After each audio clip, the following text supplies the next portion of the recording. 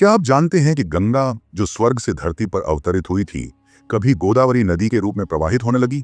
आखिर ऐसा क्या हुआ कि स्वयं गंगा को अपना रूप बदलना पड़ा? क्या यह किसी आशी का श्राप था या फिर कोई ईश्वरीय लीला? इस कथा में एक महान आशी की तपस्या है, कुछ कपटी आशियों का षड्यंत्र है, एक निर्दोष पर लगे झूठे आरोप की पीड़ा है और अंत में एक दिव्य परिवर्तन की अद्भुत घटना है। यह केवल एक नदी की कहानी नहीं, बल्कि सनातन धर्म का एक गूढ़ रहस्य है जिसे जानकर आप हैरान रह जाएंगे। तो आइए इस रहस्यमयी कथा के हर पहलू को जानते हैं और समझते हैं कि आखिर कैसे गंगा बनी गोदावरी। सनातन धर्म में गंगा केवल एक नदी नहीं, बल्कि एक देवी है, माँ गंगा। उनका जल अमृत तुल्य माना जाता है, जो हर पाप का नाश करने वाला और मोक्ष प्रदान करने वाला है। उनकी उत्पत्ति स्वयं भगवान विष्णु के चरणों से हुई थी और शिवजी ने अपनी जटाओं में उन्हें धारण किया था। लेकिन क्या आप जानते हैं कि गंगा स्वर्ग से पृथ्वी पर कैसे आई और उनका जल इतना पवित्र क्यों माना जाता है? यह एक दिव्य कथा है जो सत्य, तपस्या और कर्तव्य की महिमा को दर्शाती है। प्राचीन काल में जब भगवान विष्णु ने वामन अवतार लिया था, तब उन्होंने अपने त्रिविक्रम स्वरूप में अपने पैर से ब्रह्मांड का विस्तार कर दिया। उनके चरण ब्रह्मलोक तक पहुंचे और वहां से उनके चरणों को छूते ही एक दिव्य जलधारा फूट पड़ी। यही दिव्य जलधारा थी गंगा, जो स्वर्ग में प्रवाहित होने लगी और मंदाकिनी कहलाने लगी। स्वर्ग में गंगा का प्रवाह अत्यंत निर्मल और पवित्र था। देवता इस जल से स्नान करके स्वयं को शुद्ध रखते थे। गंगा में इतनी शक्ति थी कि उनके स्पर्श मात्र से पापी भी पुण्यात्मा बन जाता था। लेकिन यह पुण्य जल केवल स्वर्ग तक सीमित था और पृथ्वी पर इसका कोई अस्तित्व नहीं था। राजा सगर, जो सूर्यवंशी राजा थे, ने एक बार अश्वमेध यज्ञ किया। उनके घोड़े को देवराज इंद्र ने छल से चुरा लिया और कपिल मुनि के आश्रम में बांध दिया। जब राजा सागर के 60,000 पुत्र अपने घोड़े की खोज में वहां पहुंचे, तो उन्होंने मुनि पर संदेह किया और उन्हें अपशब्द कहे। महर्षि कपिल, जो ध्यान में लीन थे, इस अपमान से क्रोधित हो गए। उन्होंने अपनी दिव्य दृष्टि खोली और उनके तेज से सभी 60,000 राजकुमार भस्म हो गए। उनके पवित्र करने के लिए केवल गंगा का जल ही उन्हें मोक्ष दे सकता था। लेकिन गंगा तब तक स्वर्ग में थी, अतः कई पीढ़ियों तक उनके अवतरण का प्रयास किया गया, लेकिन कोई सफल नहीं हुआ। अंततः राजा भगीरथ ने कठोर तपस्या की ताकि गंगा पृथ्वी पर आकर उनके पूर्वजों को मुक्ति प्रदान करे। राजा भगीरथ ने गंगा को पृथ्वी पर लाने के लिए कठोर तप किया। हजारों वर्षों की साधना के बाद गंगा प्रकट हुई और बोली, राजन, मैं तुम्हारी तपस्या से प्रसन्न हूं, लेकिन मेरे वेग को कौन सहन करेगा? यदि मैं वेग से पृथ्वी पर गिरूंगी तो वह टूट जाएगी। राजा भगीरथ चिंतित हुए और भगवान शिव की तपस्या करने लगे। शिव जी प्रसन्न हुए और अपनी जटाओं में गंगा को धारण करने को तैयार हो गए। जब गंगा स्वर्ग से पृथ्वी पर उतरने लगी तो उनका वेग अपार था, लेकिन शिवजी ने अपनी जटाओं में उन्हें फंसा लिया और धीरे धीरे उनकी जलधारा को मुक्त किया। तभी गंगा धरती पर प्रवाहित हुई और भगीरथ के मार्गदर्शन में कपिल मुनि के आश्रम तक पहुंची, जहां उनके जल ने सगर के पुत्रों को पाप मुक्त कर मोक्ष प्रदान किया। यही कारण है कि गंगा को भागीरथी भी कहा जाता है, क्योंकि राजा भगीरथ के प्रयासों से ही वे पृथ्वी पर अवतरित हुई। कहा जाता है कि गंगा का जल अमृत के समान है। जो भी इसमें स्नान करता है वह अपने पापों से मुक्त हो जाता है। गंगा के तट पर अंतिम संस्कार करने से आत्मा को मोक्ष प्राप्त होता है। इसलिए काशी और हरिद्वार में अस्थि प्रवाह की परंपरा है। वैज्ञानिक दृष्टि से भी गंगा जल में अद्भुत एंटीबैक्टीरियल और शुद्धिकरण के गुण पाए गए हैं, जिससे यह वर्षों तक खराब नहीं होता। गंगा में स्नान करना केवल जल में प्रवेश नहीं, बल्कि देवताओं के स्पर्श के समान है। गंगा के किनारे बसे तीर्थ जैसे कि प्रयागराज, वाराणसी, हरिद्वार, ऋषिकेश आदि सबसे पवित्र माने जाते हैं। सनातन धर्म के महानतम ऋषियों में से एक थे महर्षि गौतम। वे अत्यंत तेजस्वी, सत्यप्रिय और परम ज्ञानी थे। उनकी तपस्या और धार्मिक योगदान ने उन्हें देवताओं के समान पूजनीय बना दिया था। वे केवल एक आर्षि नहीं, बल्कि धर्म, नीति और वैदिक ज्ञान के अद्वितीय प्रवर्तक थे। महर्षि गौतम का जन्म एक दिव्य ऋषि कुल में हुआ था। वे असीम योग शक्ति और तपस्या के बल से प्रसिद्ध हुए। वे वेदों के प्रकांड विद्वान थे और उन्होंने समाज में धर्म, यज्ञ और नीति का प्रचार किया। महर्षि गौतम ने गौतम धर्म सूत्र की रचना की, जिसमें समाज के आचार विचार, नीति और धार्मिक कर्तव्यों का विस्तार से वर्णन किया गया है। उनकी विशेषता यह थी कि वे केवल ज्ञान के लिए नहीं, बल्कि समाज के कल्याण के लिए तपस्या करते थे। उनकी तपस्या का उद्देश्य केवल व्यक्तिगत मुक्ति नहीं, बल्कि लोक कल्याण था। महर्षि गौतम की पत्नी अहिल्या अपने युग की सबसे दिव्य और सौंदर्यवान स्त्री थी। अहिल्या को स्वयं ब्रह्मा जी ने अपनी दिव्य शक्तियों से बनाया था और उन्हें अपूर्व रूप और बुद्धि प्रदान की थी। वे अत्यंत पतिव्रता और ज्ञानवती थी। उनकी सुंदरी और तेजस्विता के कारण देवताओं तक ने उनकी प्रशंसा की। उनका जीवन हमें नारी शक्ति, त्याग और धैर्य की प्रेरणा देता है। लेकिन एक समय अहिल्या पर एक भारी विपत्ति आई। इंद्रदेव ने उनके सौंदर्य को देखकर छलपूर्वक उनका अपमान किया। महर्षि गौतम ने जब यह देखा तो उन्होंने अहिल्या को श्राप दे दिया कि वे पत्थर बन जाएं। लेकिन उनकी करुणा से यह श्राप भी एक आशीर्वाद में बदल गया। उन्होंने कहा कि जब भगवान श्री राम विंजनी इस स्थान पर आएंगे तब उनके चरण स्पर्श से अहिल्या पुनः अपने दिव्य स्वरूप में आ जाएंगी।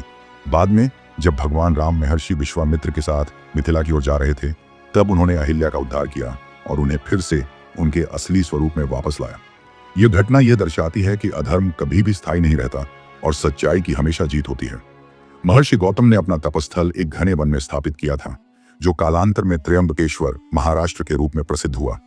यह स्थान प्राकृतिक सौंदर्य से भरपूर था, जहां चारों ओर हरी भरी वानस्पतिक भूमि थी। आश्रम में अनेक ऋषि मुनि और उनके शिष्य निवास करते थे, जो वेदों का अध्ययन और तपस्या करते थे। वहां एक विशाल यज्ञशाला थी, जहां नियमित रूप से हवन और यज्ञ किए जाते थे। इस स्थान पर जल का एक अत्यंत पवित्र स्रोत था, जिसे बाद में गौतमी गंगा, गोदावरी नदी कहा गया।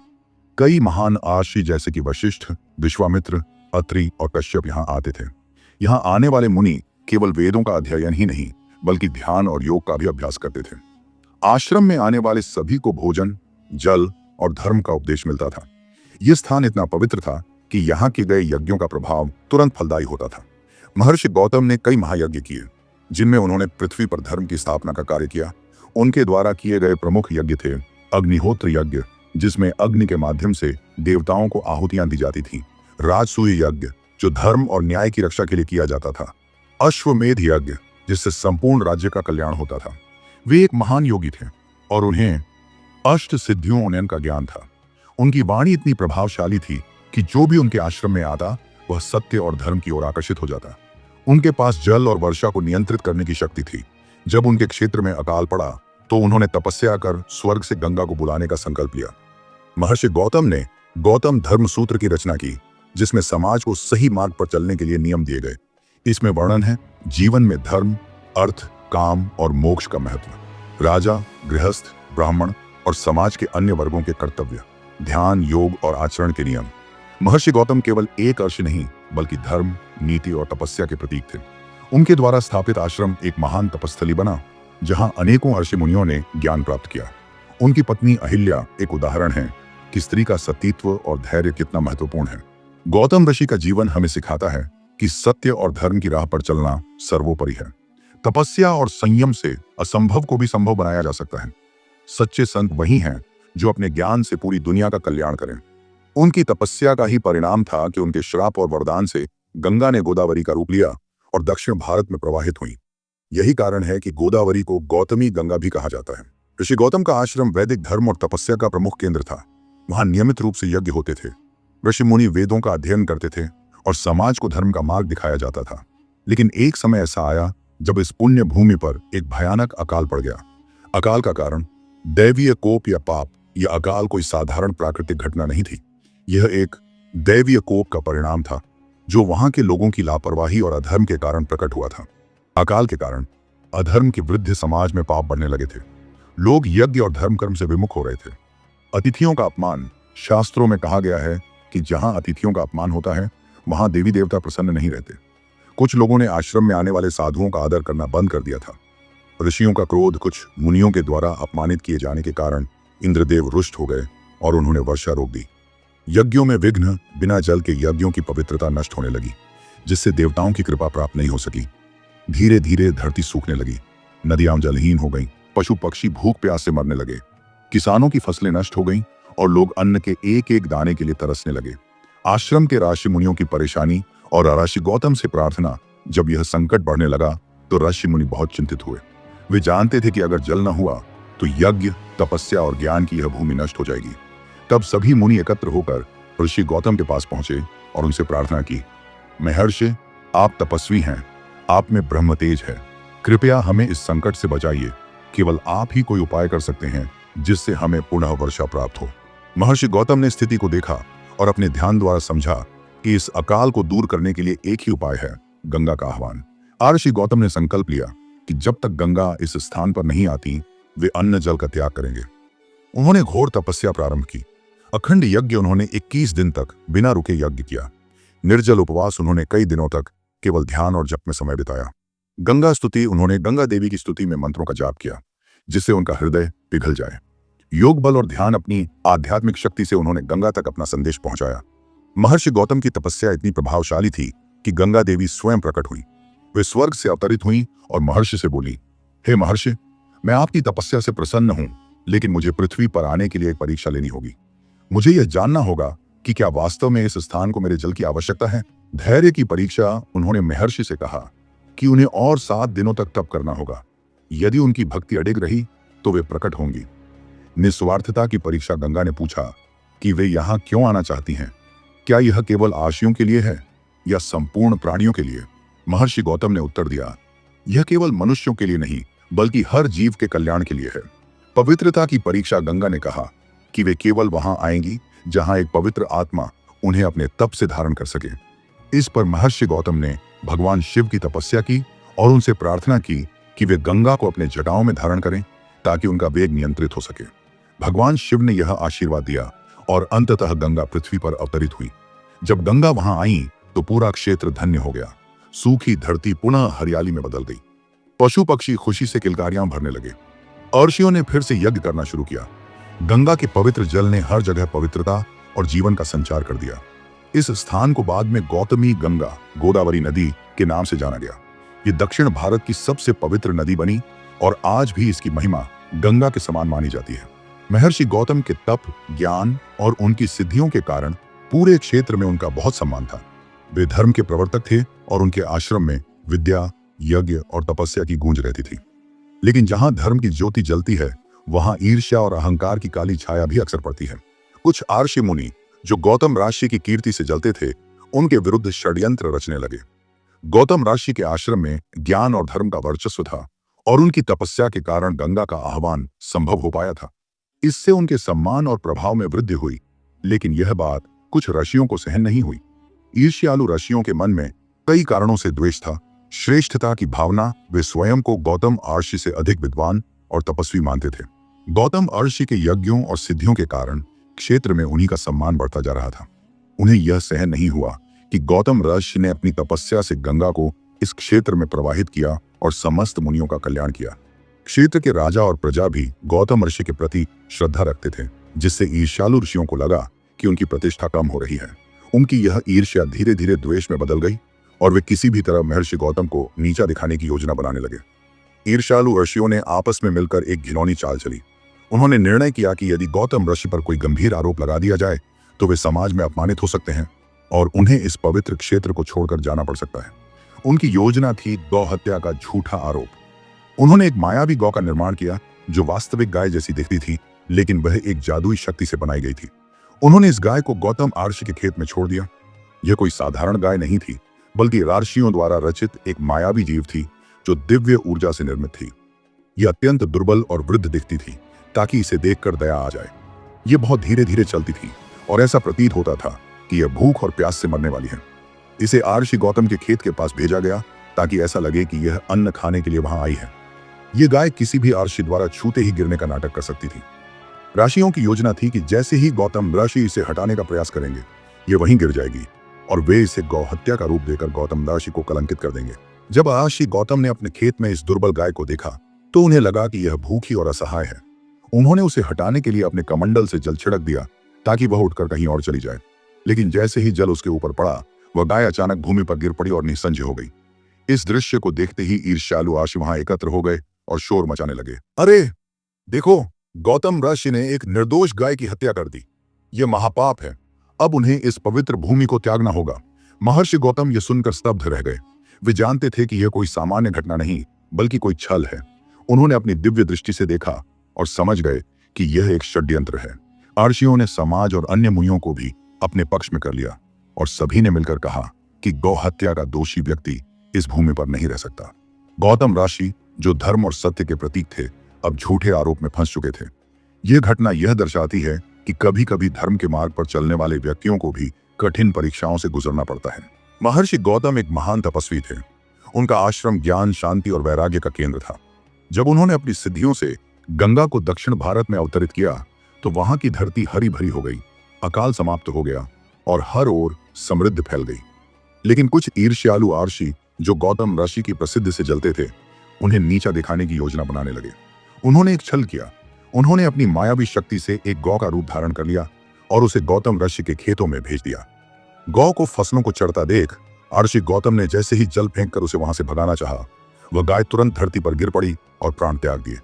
यह देखकर सभी आर्षि चिल्लाने लगे, गौ हत्या हो गई, ऋषि गौतम पाप के भागी बने।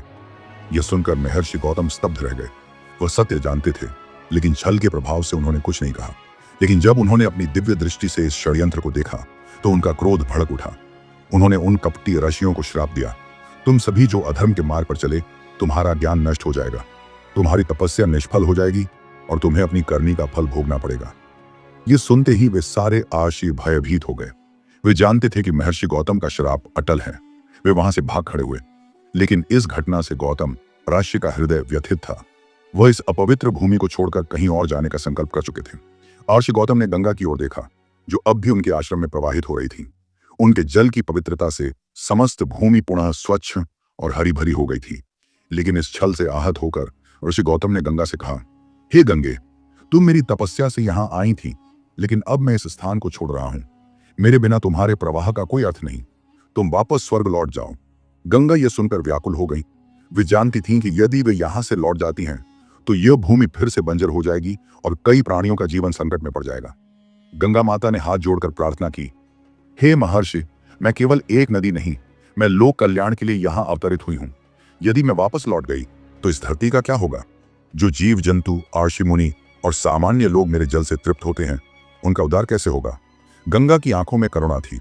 उन्होंने आगे कहा, मैं आपका आदेश मानने को बाध्य हूं, लेकिन यदि आप चाहें तो मुझे एक नया स्वरूप प्रदान कर सकते हैं, जिससे मैं यहां रहकर भी आपकी आज्ञा का पालन कर सकूं। कृपया मुझे इस धरती पर रहने का वरदान दें।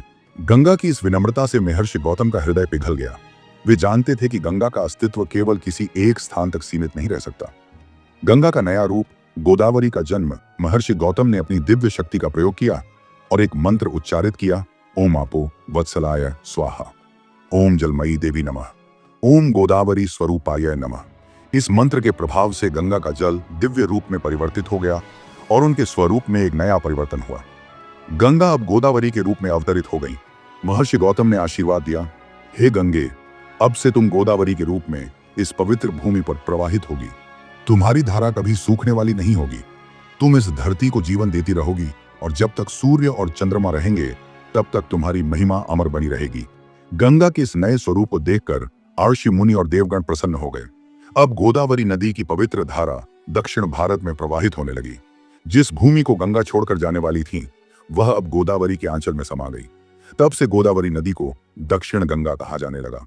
लोग मानने लगे कि इसमें स्नान करने से वही पुण्य प्राप्त होता है जो गंगा में स्नान करने से मिलता है। गोदावरी नदी को भारत की पवित्रतम नदियों में से एक माना जाता है। इसे दक्षिण गंगा कहा जाता है क्योंकि यह दक्षिण भारत के लोगों के लिए उतनी ही पवित्र और पूजनीय है जितनी उत्तर भारत के लोगों के लिए गंगा। इस नदी का उल्लेख वेदों, पुराणों और अन्य धार्मिक ग्रंथों में मिलता है और इसे मोक्ष प्रदान करने वाली नदी माना गया है। गोदावरी को गंगा का ही एक रूप माना जाता है। कथा के अनुसार जब आर्षि गौतम ने अपनी तपस्या के बल पर गंगा को दक्षिण में अवतरित किया तो गंगा ने अपने नए रूप में गोदावरी नाम धारण किया। यही कारण है कि इसे दक्षिण गंगा कहा जाता है।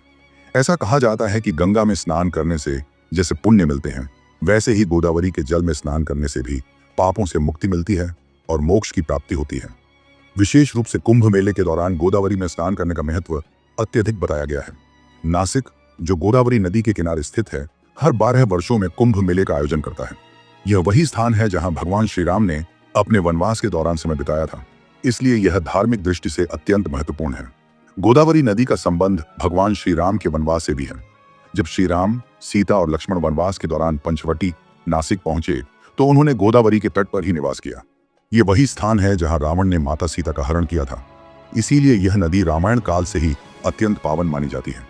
यहाँ भगवान शिव का त्र्यंबकेश्वर ज्योतिर्लिंग स्थित है, जिसे 12 प्रमुख ज्योतिर्लिंगों में से एक माना जाता है। यही वह स्थान है जहां गोदावरी नदी का उद्गम हुआ था। यह स्थान कुंभ मेले के लिए प्रसिद्ध है। नासिक को रामायण काल से जोड़ा जाता है। पंचवटी, जहां भगवान श्री राम ने वनवास के समय निवास किया था, यही स्थित है। यहाँ गोदावरी के तट पर कालाराम मंदिर और सीता गुफा भी स्थित है।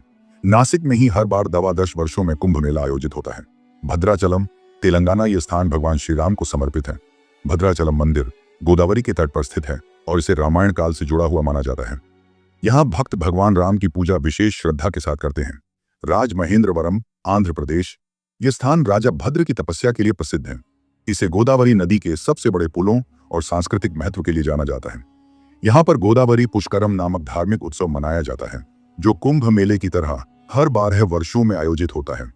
कोटिलिंगेश्वर कर्नाटक ये स्थान लाखों शिवलिंगों के लिए प्रसिद्ध है। यहाँ भगवान शिव की पूजा के लिए हर साल हजारों भक्त आते हैं। त्र्यंबकेश्वर ज्योतिर्लिंग मंदिर महाराष्ट्र भगवान शिव के 12 ज्योतिर्लिंगों में से एक। गोदावरी नदी का उद्गम स्थल, कुंभ मेले का प्रमुख स्थल। कालाराम मंदिर नासिक महाराष्ट्र भगवान श्री राम को समर्पित यह मंदिर काले पत्थरों से बना हुआ है। इसे अत्यंत पवित्र माना जाता है।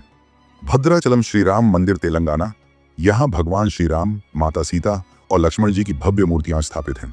यह स्थल श्री राम भक्तों के लिए अत्यंत श्रद्धा का केंद्र है। द्राक्षारामम आंध्र प्रदेश इसे दक्षिण काशी कहा जाता है। यहाँ भगवान शिव का एक महत्वपूर्ण मंदिर स्थित है। यह पंचाराम क्षेत्र के 5 प्रमुख शिव मंदिरों में से एक है। बसरा सरस्वती मंदिर तेलंगाना ये मंदिर देवी सरस्वती को समर्पित है। यहाँ छोटे बच्चों का अक्षराभ्यास कराया जाता है, जिससे वे विद्या की शुरुआत कर सकें। सत्य की विजय और तपस्या का प्रभाव यह कथा हमें बताती है कि महर्षि गौतम जैसे महात्मा की तपस्या में इतनी शक्ति थी कि उन्होंने गंगा को दक्षिण में प्रवाहित होने के लिए विवश कर दिया। इससे यह सिद्ध होता है कि सच्चे तपस्वियों की शक्ति अपार होती है। प्राकृतिक संसाधनों की रक्षा और जल का महत्व यह कथा हमें यह भी सिखाती है कि जल केवल एक भौतिक संसाधन नहीं, बल्कि एक दिव्य शक्ति है। गंगा और गोदावरी का महत्व हमें सिखाता है कि हमें अपनी नदियों की रक्षा करनी चाहिए। जैसे गंगा गोदावरी के रूप में प्रकट होकर लाखों लोगों के लिए मोक्षदायिनी बनी, वैसे ही श्रद्धा और भक्ति हमें सभी संकटों से मुक्ति दिला सकती है। उत्तर भारत में गंगा की तरह ही दक्षिण भारत में गोदावरी का महत्व दर्शाता है कि भारत में आध्यात्मिक शक्ति हर क्षेत्र में समान रूप से प्रवाहित होती है।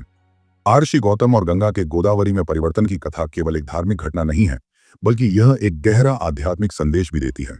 यह कहानी हमें यह सिखाती है कि सत्य और भक्ति की शक्ति इतनी प्रबल होती है कि वह किसी भी छल प्रपंच को पराजित कर सकती है और विनाश के गर्त में भी सृजन की एक नई धारा बहा सकती है।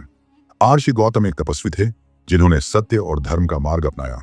जब छल और कपट के द्वारा उन पर गौहत्या का झूठा आरोप लगाया गया, तब भी उन्होंने क्रोध में आकर प्रतिशोध नहीं लिया। इसके बजाय उन्होंने संयम और भक्ति का मार्ग चुना।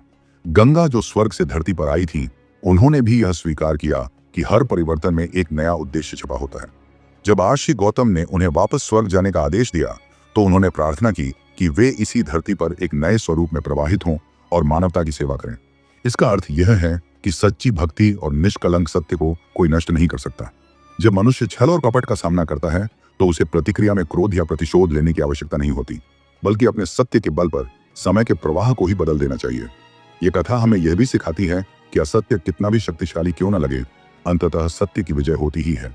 जिन ऋषियों ने ईर्ष्या में आकर महर्षि गौतम के विरुद्ध षड्यंत्र रचा, वे अंततः श्रापग्रस्त हुए और उनका अधर्म नष्ट हुआ।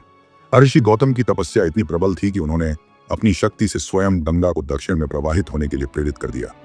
यह हमें यह सीख देता है कि कठिनाइयों के समय यदि व्यक्ति अपने आत्मबल और तपस्या, संयम और पुरुषार्थ को बनाए रखे, तो वह असंभव को भी संभव कर सकता है। गंगा और गोदावरी केवल नदियां नहीं हैं, बल्कि वे जीवन का आधार हैं। जल केवल शारीरिक शुद्धि ही नहीं करता, बल्कि आत्मा की भी पवित्रता करता है।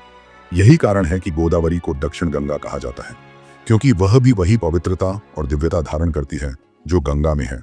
इस कथा से यह भी पता चलता है कि जल केवल एक भौतिक तत्व नहीं है, बल्कि यह दैवीय आशीर्वाद है। इसका आदर करना, इसे शुद्ध रखना और इसे जीवन का आधार मानकर व्यवहार करना हर मनुष्य का कर्तव्य है। गंगा का गोदावरी में बदलना हमें यह भी सिखाता है कि हर परिवर्तन में कुछ ना कुछ नया सृजन छिपा होता है। गंगा यदि गोदावरी बनकर दक्षिण में प्रवाहित न होती, तो वहां के लोग उनके पवित्र जल से वंचित रह जाते। ये संदेश हमारे जीवन पर भी लागू होता है। जब कोई संकट आता है, जब जीवन में कुछ अप्रत्याशित होता है, तो हमें उसे नकारात्मक रूप में नहीं देखना चाहिए, बल्कि यह समझना चाहिए कि शायद इस परिवर्तन में कुछ नया अवसर छिपा हो। हर अंत एक नई शुरुआत का संकेत होता है। गंगा जब गोदावरी बनी, तो उन्होंने एक नए क्षेत्र को पवित्र किया, नए तीर्थों को जन्म दिया और एक नई कथा की सृष्टि की। यह कथा केवल गंगा और गोदावरी की नहीं, बल्कि हर मनुष्य की कहानी है। जीवन में कई बार हम पर झूठे आरोप लग सकते हैं, हमसे ईर्ष्या की जा सकती है, हमें किसी षड्यंत्र का शिकार बनाया जा सकता है। लेकिन अगर हम सत्य और भक्ति के मार्ग पर डटे रहें तो समय खुद हमारे लिए नई राह बना देता है। सत्य की हमेशा जीत होती है, चाहे वह कितनी भी परीक्षा से गुजरे। भक्ति और तपस्या का बल इतना महान होता है कि वह स्वयं ईश्वर को भी हमारी सहायता के लिए प्रेरित कर सकता है। जल केवल एक तत्व नहीं बल्कि जीवन और आत्मशुद्धि का आधार है। इसका आदर करना चाहिए। हर परिवर्तन में नई संभावनाएं होती हैं। हमें परिवर्तन से डरना नहीं चाहिए, बल्कि उसमें छिपे नए अवसर को देखना चाहिए। इस प्रकार गंगा के गोदावरी में बदलने की कथा हमें धर्म, सत्य, भक्ति और परिवर्तन का एक महान संदेश देती है।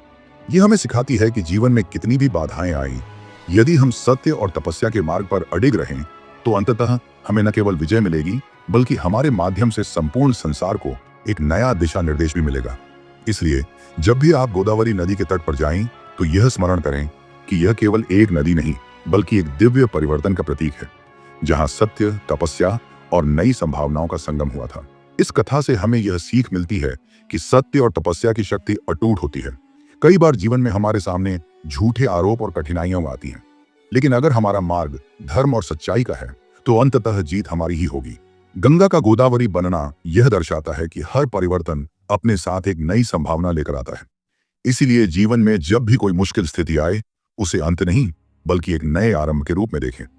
अगर आपको यह कहानी पसंद आई और इससे कुछ सीखने को मिला तो इस वीडियो को लाइक जरूर करें, अपने दोस्तों और परिवार के साथ शेयर करें और हमारे चैनल को सब्सक्राइब करें ताकि हम आपको ऐसी ही रोचक और प्रेरणादायक कहानियां सुनाते रहें। धन्यवाद। मिलते हैं अगली कथा में। तब तक याद रखें, सत्य की राह कठिन हो सकती है लेकिन उसका फल हमेशा मधुर होता है।